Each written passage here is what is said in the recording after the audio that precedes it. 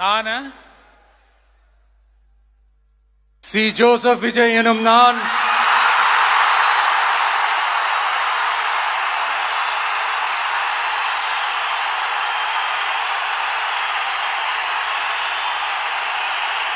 சட்டப்படி அமைக்கப்பெற்ற இந்திய அரசியல் அமைப்பின்பால் உண்மையான நம்பிக்கையும் மாறா பற்றும் கொண்டிருப்பேன் என்றும் இந்திய நாட்டின் ஒப்பில்லாத முழு முதல் ஆட்சியையும் ஒருமையையும் நிலை நிறுத்துவேன் என்றும்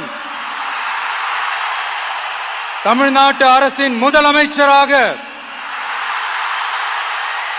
உண்மையாகவும் உளச்சான்றின்படியும் என் கடமைகளை நிறைவேற்றுவேன் என்றும்